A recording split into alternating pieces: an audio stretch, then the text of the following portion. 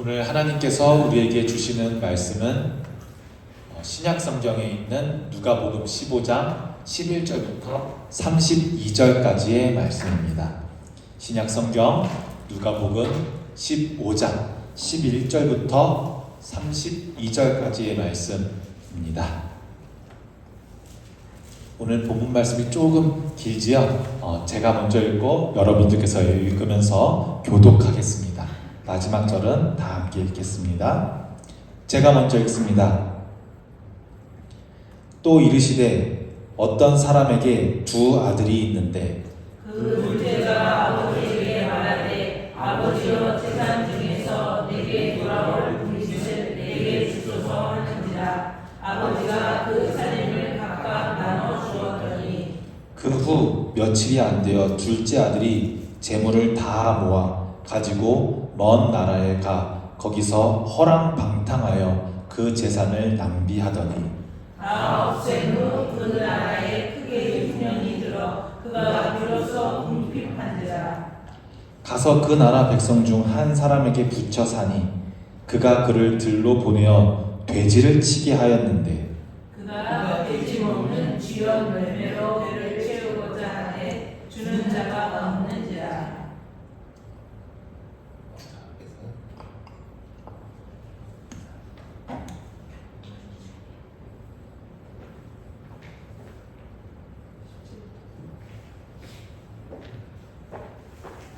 네, 17절이죠. 이에 스스로 돌이켜 이르되 내 아버지에게는 양식이 풍족한 품꾼이 얼마나 많은가. 나는 여기서 주려 죽는구나. 내가 일어나 아버지께 가서 이르기를 아버지 내가 하늘과 아버지께 죄를 지었사오니 지금부터는 아버지의 아들이라 일컬음을 감당하지 못하겠나이다. 나를 품꾼의 하나로 부숴서 하리라 하고 이에 일어나서 아버지께로 돌아가니라. 아직도 거리가 먼데 아버지가 그를 보고 스승이 되어 달려가 목을 안고 입을 맞추니 아들이 이르되 아버지 내가 하늘과 아버지께 죄를 지었사오니 지금부터는 아버지의 아들이라 일컬음을 감당하지 못하겠나이다 하나 아버지는 종들에게 이르되 제일 좋은 옷을 내어다가 입고 손에 다락지를 끼우고 발에 신을 신기라. 그리고 살찐 송아지를 끌어다가 잡으라. 우리가 먹고 즐기자. 이 내 아들은 죽었다가 다시 살아났으며 내가 늙었다가 다시 얻었노라 하니 그들이 즐거워하더라.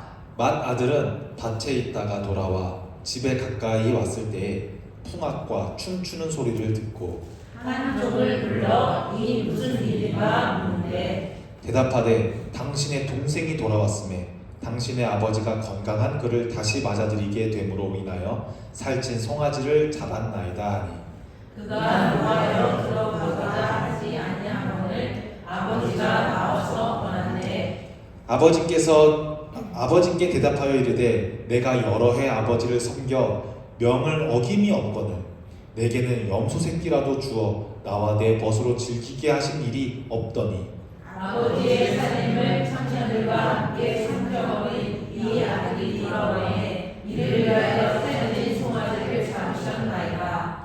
아버지가 이르되 예 너는 항상 나와 함께 있으니 내 것이 다 내 것이로되 다 함께 이 내 동생은 죽었다가 살아났으며 내가 잃었다가 얻었으므로 우리가 즐거워하고 기뻐하는 것이 마땅하다 하니라. 아멘. 네, 오늘 주연절 둘째 주일 계속해서 예수님께서 말씀하셨던 비유로 우리가 말씀을 보고 있습니다. 오늘은 잃은 아들을 되찾은 아버지 비유, 우리가 속칭 돌아온 탕자 비유라고 부르는 비유입니다. 여러분 한번 성경책을 펴셔서 누가복음 15장에 비유가 세 가지 나오는데 어떤 비유들이 나오는지 보시겠어요? 첫 번째로는 잃어버린 양, 그리고 두 번째로는 잃어버린 드라크마는 동전이거든요.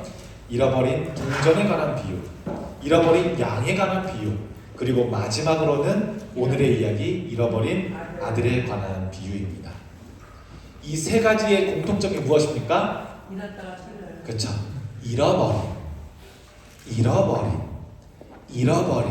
잃어버린 이 세 번이나 반복되고 있습니다. 이 세 비유는 한 가지 묶음과도 같습니다.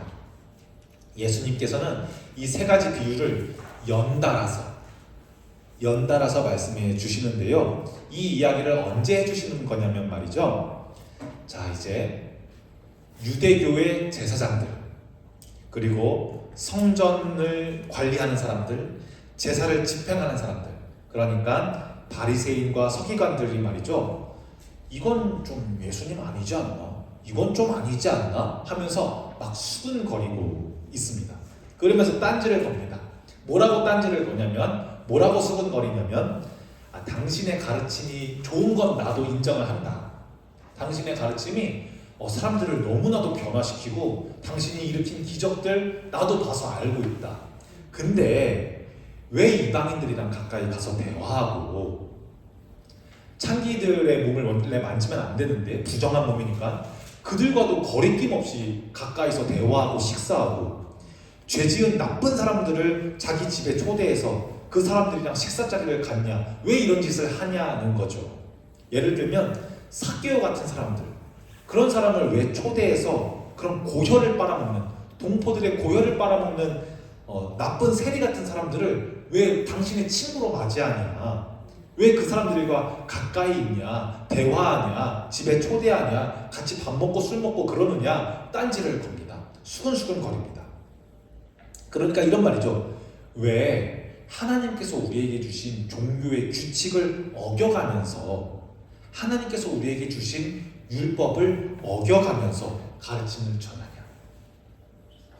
이렇게 바리새인과 세리, 서기관들이 수근거리는 말에 예수님께서는 아무런 변명도 없이, 아무런 대답도 없이 이 세 가지 이야기를 연달아서 들려주십니다. 바로 잃어버린 양, 그리고 잃어버린 동전, 그리고 오늘 읽은 세 번째 이야기, 잃어버린 아들에 대한 비유가 하이라이트입니다. 이 세 번째 비유인 잃은 아들을 되찾은 아버지 비유를 한번 제가 읽어보겠습니다. 11절부터 14절까지를 제가 다시 읽습니다. 또 이르시되 어떤 사람에게 두 아들이 있는데 그 둘째가 아버지에게 말하되 아버지여 재산 중에서 내게 돌아올 분깃을 내게 주소서 하는지라. 아버지가 그 살림을 각각 나눠 주었더니 그 후 며칠이 안 되어 둘째 아들이 재물을 다 모아 가지고 먼 나라에 가서 허랑방탕하여 그 재산을 낭비하더니 다 없앤 후 그 나라에 크게 흉년이 들어 그가 비로소 궁핍한지라. 지금 우리나라 대한민국도 그러는 것처럼 예수님께서 이스라엘에서 활동하셨을 당시에도 아버지가 죽어야만, 아버지가 죽고 나서야 대개 아들들이, 너무 아쉽게도 이때 딸들은 재산을 못 받았습니다. 아들들이 가족의 자산과 부동산을 포함하는 유산을 이제 아들들이 나누어서 받았습니다. 언제요? 아버지가 돌아가시고 나서. 그런데 이 예수님이 들려주는 세 번째 이야기의 말이죠. 둘째 아들이 유산을 달라고 하긴 하는데 너무 일찍 달라고 합니다. 아버지가 버젓이 살아계신데 유산을 달라고 말하는 건 마치 우리 무슨 불량한 어떤 영화나 드라마에서 보듯이 막 불량한 10대 막 청소년이 막 아버지 얼굴에 침을 튀기면서 아유 빨리 죽어 돈이나 내놔, 이런 지금 상황과 동일한 상황입니다. 굉장히 폐륜적인 행동을 지금 둘째 아들이 하고 있습니다. 요약하자면 이거죠. 나는 아버지와 관계가 무너지는 건 상관없고, 난 그게 별로 중요하지 않고, 나에게 들어올 분깃, 재산, 유산, 그게 망가지더라도, 아버지와의 관계가 망가지더라도 난 그것을 원한다, 지금 표현하고 있는 겁니다. 아주 우리가 봤을 때, 우리 한국 사람이 봤을 때는 아주 키워놨더니 배은망덕한 둘째입니다. 그런데 더 충격적인 건 뭔지 아세요? 아버지가 둘째의 요구를 들어주면 안 되는데 들어줍니다. 그런데 둘째에게만 요구한 것을 준 게 아니라 제가 각각이라고 말씀드렸는데 첫째에게도 둘째에게도 12절에 각각 그들에게 유산을 아직 아버지가 살아계심에도 불구하고 그들에게 둔 것을 나누어 줍니다. 우리가 흔히 둘째 아들만 잃어버린 아들이라고 볼 수 있는데 사실 생각해보면 첫째 아들도 꽤나 잃어버린 아들입니다. 아마 설교를 끝까지 들어보시면 첫째 아들도 잃어버린 아들이겠구나 라는 걸 아마 생각하실 수 있을 것 같습니다. 이제 둘째 아들은 재산을 모두 현금으로 바꾸어서 먼 나라 타국, 어디로 가는지는 나와 있지 않지만 먼 나라 타국으로 가서 부주의하게 생활하다가 모든 재산을 날려버립니다. 자기 돈과 인생을 낭비한 결과 아주 비참한 상황에 처하게 됐습니다. 그리고 예수님은 이 이야기들을 듣는 옆에 있는 수군거리던 서기관과 바리새인들, 그리고 제자들, 그리고 군중들에게 이 폐륜적인 둘째 아들의 타국 생활이 얼마나 파국으로 치닫는지를 자세히 이야기해 줍니다. 먼 나라 가서 허랑방탕하게 살다가 망했대요. 이렇게 간단하게 이야기해 주는 게 아니라 이 둘째의 상황이 어떤지 아주 자세하게 예수님께서 묘사해 주십니다. 15절부터 19절까지를 제가 다시 읽습니다. 여러분들도 한번 성경을 보시면서 눈으로 같이 읽어보시면 좋을 것 같습니다. 15절에서 19절입니다. 가서 그 나라 백성 중 한 사람에게 붙여 사니 그가 그를 들로 보내어 돼지를 치게 하였는데 그가 돼지 먹는 쥐염 열매로 배를 채우고자 하되 주는 자가 없는지라. 이에 스스로 돌이켜 이르되 내 아버지에게는 양식이 풍족한 품꾼이 얼마나 많은가. 나는 여기서 줄여 죽는구나. 내가 일어나 아버지께 가서 이르기를 아버지 내가 하늘과 아버지께 죄를 지었사오니 지금부터는 아버지의 아들이라 일컬음을 감당하지 못하겠나이다. 나를 품꾼의 하러로 보소서 하리라 하고. 자, 예수님께서 아주 자세하게 이 둘째의 상황이 어떤지를 묘사해서 주변에 있는 서기관들, 제사장들, 제자들, 군중들에게 이야기해 줍니다. 이 둘째는 누구의 종이 됩니까? 이방인의 종이 됩니다. 이방인을 거룩하지 못한 백성이라고 생각하는 유대인들에게, 이방인들은 하나님의 선택을 받지 못했다고 생각하는 유대인들에게 이방인의 종이 된다. 이방인의 종이 된다. 우리로 치면은 일제시대 때 일본 사람 집에 들어가서 그들에게 빌어먹고 살 수밖에 없는 그 정도의 이제 아주 비참한 상황을 연출해서 보여주십니다. 그리고 또 둘째는 들에서 돼지 먹이는 일을 하게 됩니다. 이방인의 종이 되는 것도 서러운데 돼지 먹이는 더러운 일을 하게 됩니다. 우리는 단순히 저 가축 먹이는 아주 힘든 일을 하게 되는구나 라고 생각하는데, 여러분 아마 세계사 시간에, 세계 종교와 역사 시간에 주의 깊게 공부하셨으면 잘 아실걸요. 유대교인들과 이슬람인들이 먹지 않는 동물이 무엇입니까? 돼지 안 먹죠. 왜 안 먹는지는 아시죠? 힌두교인들은 소가 신성해서 안 먹지만 이슬람인들, 유대교인들은 돼지가 되새김질 두 쪽 난 발을 가지고 있기는 하지만 되새김질을 하지 않기 때문에 정하지 않은 동물, 깨끗하지 않은 동물이라고 판단하여서 돼지를 먹지를 않습니다. 도축조차 안 합니다. 그러니까 이 더러운 우리는 키우지도 않고 먹지도 않는 이 동물 먹이는 일을 하게 된 거예요. 그러니까 얼마나 인생의 밑바닥입니까? 근데 거기에 더해서 흉년이라 배가 고파서 뭘 먹고 싶어요? 돼지들이 먹는 열매, 쥐염 열매를 먹고 싶어합니다. 그런데 그것마저도 있어요, 없어요? 없어요. 그것도 없어서 못 먹는 형편이에요. 그러니까 이 예수님 이야기 듣는 사람들은 지 아비가 버젓이 살아있는데도 유산을 요구하더니 아주 쌤통이다. 아마 이렇게 생각하는 사람들도 있었을 테고요. 아무리 그래도 저 먼 타국으로 가서 이방인의 종이 되어서 하는 일도 돼지를 먹이는 일을 하는데 얼마나 배고팠으면 돼지 먹는 열매, 쥐염 열매를 먹고자 할까? 아이고, 근데 흉년이 들어서 그것마저도 못 먹어서 배가 곪고 있구나 하면서 아유 참 안됐다, 아유 둘째가 참 고생하네, 이렇게 생각하는 사람도 있었을 거예요. 물론 저의 상상이죠. 아무튼 지금 예수님께서는 이 둘째 아들이 이런 거 경험해 보신 적 있으신가요? 더 이상 밑바닥도 없겠다, 더 이상 이 밑으로 내려가는 삶도 없겠다, 지하에 심연 깊은 곳까지 떨어져 버린 둘째 아들의 모습을 예수님께서 이제 비유니까 지어낸 이야기죠. 지어서 이제 이야기해 주시고 계십니다. 이 둘째 아들의 어리석은 선택, 그리고 딱한 상황에도 불구하고 이 아버지는 아들을 향한 사랑이 끊어지지가 않은 것 같습니다. 이 아버지는 말이죠, 아들이 필연적인 행동을 했음에도 불구하고 어떻게 저놈이 나한테 저럴 수가 있지? 라고 생각하기보다 둘째와의 끊어진 관계가 회복되기만을 소망합니다. 아버지는 둘째에게 준 유산이 아깝거나 둘째가 은혜도 모르고 아버지에게 빨리 죽었으면 좋겠다라고 말한 거나 다름이 없죠.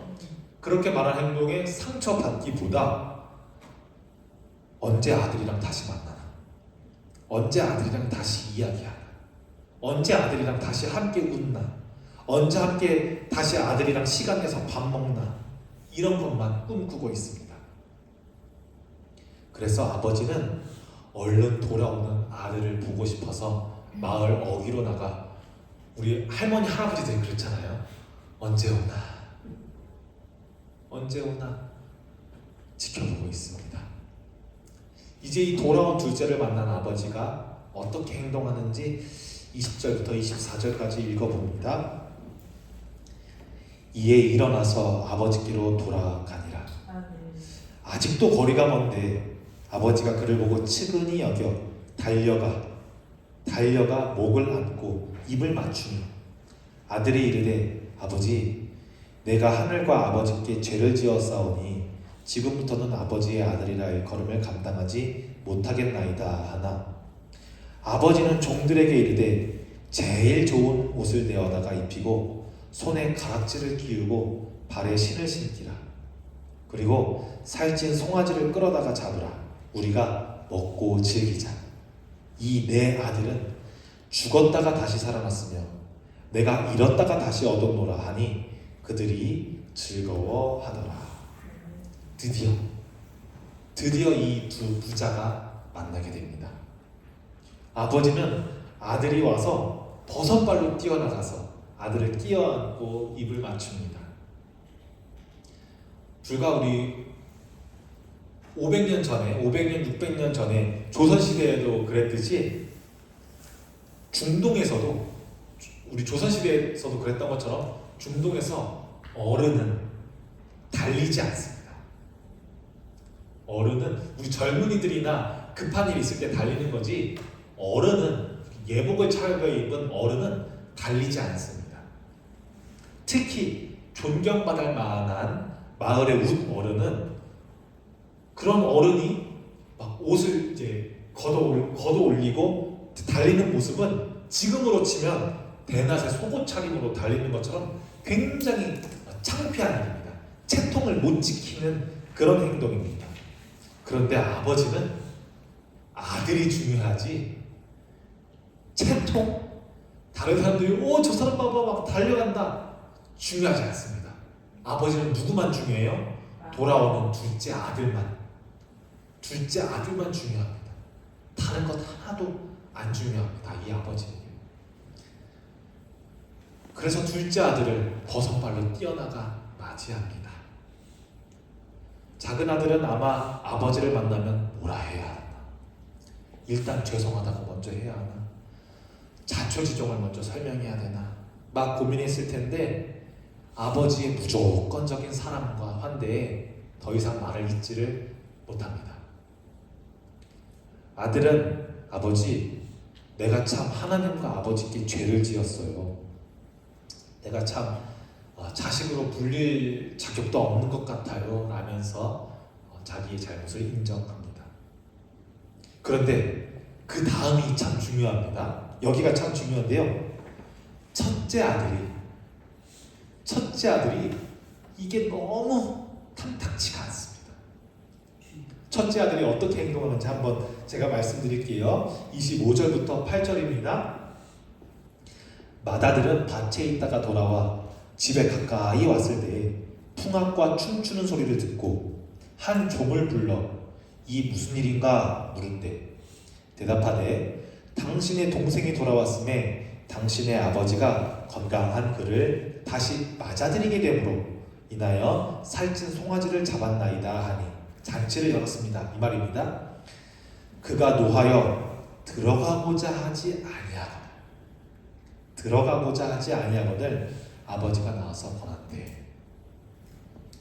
이 예수님은 첫째 아들이 집에 돌아온 동생을 위해 아버지가 굉장히 큰 잔치를 연 것을 보았다고 말씀해 주십니다. 이런 경우 당연히 첫째 아들도 잔치에 포함된 사람이에요? 포함되지 않은 사람이에요?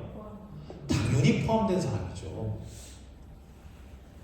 그런데 지금 첫째 아들은 뭔가 불만입니다. 뭔가 탐탁지 않습니다. 이 잔치를 참석할 만한 가치 있는 잔치로 여기지를 않습니다. 그래서 집 안으로 들어오지 않고, 중요합니다. 집 안으로 들어가지 않고 집 밖에서 아버지가 얼마나 불공평한 사람인지, 아버지가 얼마나 불공평한 사람이고 지금 상황에 맞지 않는 행동을 하고 계시는지 불평하고 있습니다. 그러자 아버지가 나와서 너 이놈아 뭐 하는 거냐? 동생이 왔는데 이러지 않으시고 왜 그러냐? 집에 빨리 가서 동생 같이 맞이하자. 둘째가 왔어. 빨리 가서 동생을 맞이하자. 이렇게 같이 동생의 귀환을 축하하자고 설득합니다. 그래서 예수님이 이 이야기로 아주 묘한 역설을 보여주십니다. 무슨 역설이냐면 평생 아버지를 떠난 적이 없고 평생 아버지 옆에 있었고 아버지와 같이 먹고 아버지와 같이 살았음에도 아버지와의 관계는 멀어져 있고 아버지에게 폐륜적인 행동을 하고 몸도 멀리 떨어져서 먼 타국에 있었음에도 불구하고 둘째는 오히려 아버지와 관계가 가까워져 있습니다. 평생 같이 있었어도 멀 수가 있고 저 멀리서 허랑방탕하게 살았어도 가까울 수가 있는 묘한 역설을 이 이야기로 예수님은 보여주십니다. 맏아들은 말합니다. 저는 평소에 아버지 말씀도 잘 듣고 계속 옆에 함께 있었고 아버지의 명을 목숨처럼 따랐는데도 저를 위해서 평소에 염소 한 마리도 안 잡으시더니 아버지의 재산을 유흥에 모두 탕진해버린 죄를 지은 둘째를 위해서 송아지를 잡는 이건 무엇입니까? 이제 예수님의 대답으로 이 잃어버린 비유 3부작 트릴로지가 마무리됩니다. 그 첫 마디가 뭐냐면 얘야.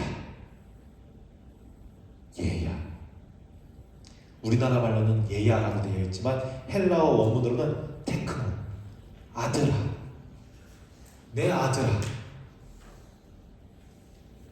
이건 무슨 말이냐면 얘야, 테크노, 너랑 나랑 아빠와 아들 사이잖아.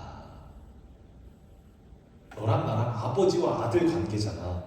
우리의 관계를 상기시킵니다. 너는 나랑 항상 함께 있었잖아. 아버지는 지금 하시고 싶은 말씀이 두 아들 중 누가 소유나 재산을 지혜롭게 사용했느냐가 아니라 누가 평소에 아버지의 말씀에 잘 순종했고 따르며 살았는지가 아니라 관계를 말합니다. 관계를. 아버지는 관계의 회복을 원합니다. 마다들이 성실하게 산 게 중요한 게 아니라 둘째가 흥청망청 산 것이 문제가 아니라는 겁니다. 작은 아들을 위해 송아지를 잡은 이유는, 작은 아들을 위해서 커다란 잔치를 연 이유는 아버지와 작은 아들의 관계가 회복되었기 때문입니다. 그리고 예수님이 참 진짜 이야기꾼이십니다. 여기서 이야기를 뚝 끊어버려요. 뒤에 이야기를 더 해줘야 되는데 여기서 이야기를 뚝 끊어버립니다. 예수님께서 시나리오를 만드시는 능력이 정말 탁월하세요. 마다들이 집에 들어가서 얘야 하시고 아버지가 뭐라고 말씀하시죠?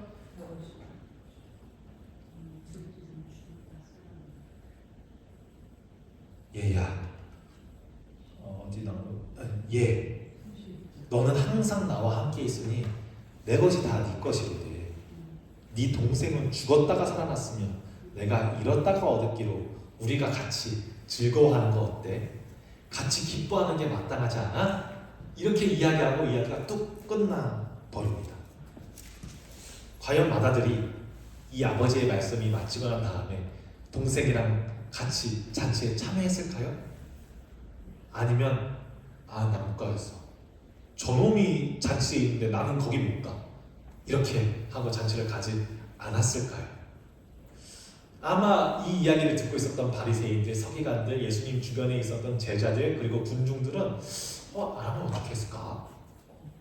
나라면 어떻게 했을까? 아마 고민에 빠졌을 겁니다. 우리 역시 이 아버지의 마지막 말에 너는 뭐라고 대답할래? 라고 초대받은 셈입니다. 아마 지금 여기 찬양 예배에 오신 분들은 우리 본향교에서 신앙생활도 꽤 오래 하시고 맡으신 직분도 있으시고 봉사하시는 것도 있으시고 그러실 텐데요. 교회를 열심히 섬기시는 분들, 한 교회에서 한 터에서 오랫동안 신앙생활 하신 분들은 마다들이 될 가능성이 참 높습니다. 정말이에요. 오히려 일주일에 한 번씩 교회만 잠깐 오거나 한 달에 한두 번씩 은혜 받으러 왔어요. 전도사님 반가워요. 목사님 반가워요. 다음 주에 올 수 있을 때 한번 올게요. 이런 분들은 첫째 아들이 될 가능성이 적습니다. 오히려 아버지 곁에서 나는 그 명 한 번도 어긴 적도 없는데 내가 얼마나 아버지 말씀 잘 들었는데 했던 사람들이 마다들이 될 가능성이 높습니다. 나는 이 교회에서 신앙생활도 몇 년 했는데 우리 교회 오랫동안 다닌 사람들이 하는 18번 멘트들이 있잖아요. 내가 신앙생활 몇 년 했는데 내가 11조도 몇 년 동안 안 끊이고 했는데 교회를 내가 얼마나 섬기는데 봉사하고 헌신하는데 나를 위해서는 따뜻한 염소 한 마리 안 잡으면서 아무런 봉사하지도 않고 예배 시간 중간쯤 돼서 나타나고 뒤에서 다리 꼬고 핸드폰 하는 저 사람을 위해서 송아지를 잡아? 나를 위해서는 염소 한 마리 안 잡으면서 우리 마다들이 이렇게 될 가능성이 참 높습니다. 그리고 저 사람이랑 내가 형제라고? 나는 그건 안 되지. 내가 아버지랑 더 가깝지. 쟤를 위해서 송아지 잡는 건 하나님 아니죠. 우리가 이렇게 될 가능성이 높습니다. 지금 이거 누구한테 하는 말이에요? 서기관 바리새인들에게 하는 말이에요. 너네 맨날 하나님 말씀을 읽잖아. 세리는 창기는 하나님 말씀이 뭔지도 모르는 사람들이야. 너네 맨날 제사 드리잖아. 매일 하나님의 말씀을 주의하고 묵상하잖아. 서기관과 바리새인들이 지금 마다들이 나구나. 나 맨날 아버지 말씀 읽는데 나 맨날 율법 지키는데 내 마음대로 하고 싶어도 하나님의 뜻에 따라서 율법에 따라서 생활하는데 여기서 예수 당신은 세리 창기 죄인들이랑 하하호 잔치 왜 그렇게 하냐고 내가 수군거렸었는데 여기서 말하는 첫째 아들이 나임을 아마 깨닫는 사람도 있을 거고 아마 깨닫지 못하는 사람들도 있었겠죠. 내가 그랬었거든요. 나는 맨날 말씀 듣는데, 나는 맨날 성전을 가까이 하는데 왜 예수 당신은 저 사람들이랑 붙어있냐? 예수한테 잔뜩 불만이어서 수근수근 거렸던 게 나인데 지금 마치 내가 첫째 아들처럼 보이는 거예요. 아마 생각이 깨어있는 바리새인들은 내가 이야기 속 첫째 아들이구나 깨달았을 겁니다. 여기서 아버지는 여호와시고 첫째 아들은 아버지와 함께 항상 있었던 유대교인들, 바리새인들, 서기관들, 제사장들이고 둘째 아들이 잃어버린 사람들, 죄라는 이름으로 묶여있는 사람들, 세리, 죄인 이런 사람들이구나 하고 아마 몇몇 세리들, 몇몇 바리새인들은 깨달았겠죠. 우리 불만은, 내가 가지고 있던 불만은 예수 당신처럼 뛰어난 선생님 왜 우리랑 같이 안 있고 왜 죄인들이랑 같이 있냐 이거였었는데, 우리는 평소에 하나님이랑 붙어있잖아, 율법이랑 붙어있잖아, 종교생활이랑 붙어있잖아. 그런데도 하나님이랑은 멀어질 수 있구나 라는 걸 아마 깨달았을 겁니다. 여러분들은 어떻습니까? 특별히 오늘 오후 찬양 예배에는 저를 포함해서, 저도 포함입니다, 신앙의 연배가 꽤나 오래되고 모태신앙 아니면 신앙생활 10년, 20년, 30년 한 소위 교회 안에 있는 사람들, 아버지 옆에 살던 첫째 아들일 텐데 둘째 아들을 위해 아버지가 잔치를 열 때 집 밖에서 이건 아니지 않아요? 이렇게 불평하실 건가요? 아니면 집 안에 들어오셔서 언제 어디에다가 이제 왔냐, 둘째 동생 보고 빨리 맛있게 먹으라고, 배 얼마나 고팠냐고, 흉년 때문에 얼마나 배고팠냐고 그러실 건가요? 집 밖에서 불평하실 겁니까? 집 안에서 함께 동생을 끌어안고 잔치에 참여하실 겁니까? 기도하겠습니다. 사랑이 풍성하신 하나님 아버지, 오늘 말씀을 통해 아버지의 끝없는 사랑과 용서를 깨닫게 하시니 감사합니다. 우리는 삶 속에서 둘째 아들처럼 잘못된 선택으로 아버지를 떠날 때도 있고, 첫째 아들처럼 형식에 갇혀서 종교 생활에 갇혀서 아버지의 마음을 헤아라지 못할 때도 있음을 고백합니다. 주님, 언제나 우리를 기다리시는 아버지의 사랑을 잊지 않게 하시고 우리의 삶도 그 사랑을 닮아가게 하옵소서. 돌아온 이들을 환대하고 잔치에 기쁨으로 참여하는 넓은 마음을 허락하여 주옵소서. 우리가 받은 은혜를 기억하며 아버지와의 깊은 관계 속에서, 깊은 사랑 속에서 매일의 삶을 살도록 인도하여 주시옵소서. 우리 주 예수 그리스도의 이름으로 기도합니다. 아멘.